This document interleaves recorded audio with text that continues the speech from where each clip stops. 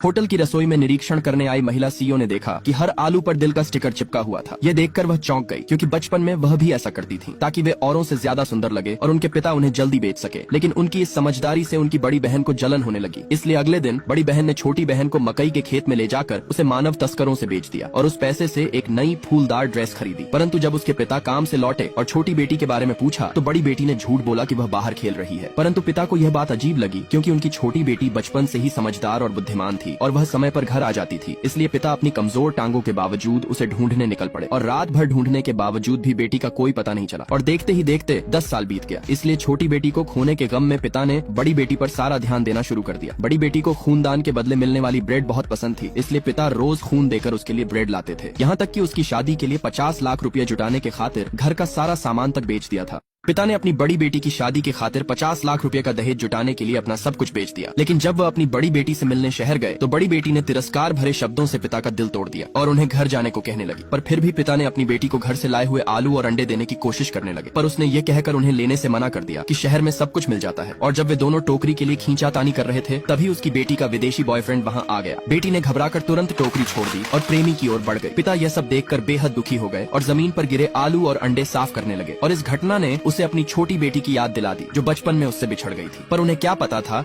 कि उनकी छोटी बेटी को एक अमीर परिवार ने गोद ले लिया था और वह बड़ी होकर एक अरबपति कंपनी की सीईओ बन गई। लेकिन उसने अपने असली माता पिता को कभी नहीं भुलाया। और एक दिन जब वह अपनी होटल का निरीक्षण कर रही थी तो उसने आलू देखे जिन पर गांव के विशेष स्टिकर लगे थे। इसलिए उसने तुरंत मैनेजर से पूछा कि ये आलू कहाँ से आए हैं। मैनेजर ने बताया कि ये एक बुजुर्ग व्यक्ति ने दिए थे जो अभी कुछ दूर ही गए होंगे। यह सुनकर वह तुरंत बाहर भागी, किंतु उसी समय बड़ी बेटी अपने बॉयफ्रेंड और उसके परिवार के साथ शादी की बातें कर रही थी। बड़ी बेटी जो अपने बॉयफ्रेंड और उसके परिवार के साथ शादी की बातें कर रही थी। और पिता ने जब बेटी की आवाज सुनी तो वे उस कमरे में चले गए, परंतु बड़ी बेटी उन्हें देखकर घबरा गई। और पिता ने पूछा, बेटी क्या ये वही विदेशी लड़का है जिसके बारे में तुमने बताया था? ये सुनकर बेटी और भी डर गई, इसलिए उसने पास रखी शराब की बोतल उठाई और पिता पर फेंक दी। इससे पहले कि पिता कुछ समझ पाते, लड़के की माँ ने ताना मारते हुए कहा, तुम्हारा देश वाकई कितना पिछड़ा हुआ है, जहाँ एक भिखारी भी 5 स्टार होटल में घुस जाते हैं। इसलिए बेटी ने तुरंत होटल के मैनेजर को बुलाया और पिता को होटल से बाहर निकालने को कहा। यह सुनकर उसके प्रेमी ने गुस्से में पिता को धक्का देकर कहा, इसे यहाँ से तुरंत बाहर निकालो, क्योंकि इसने मेरी मंगेतर को डरा दिया है। अगर ऐसा दोबारा हुआ तो मैं होटल के खिलाफ कंप्लेन करूंगा। इसलिए पिता को मजबूरन वहाँ से बाहर जाना पड़ा। और इस घटना ने पिता का दिल तोड़ दिया, क्योंकि जिस बेटी के लिए पिता ने अपना सब कुछ बेच दिया, आज वही बेटी अपने पिता को पहचानने से इनकार कर रही थी।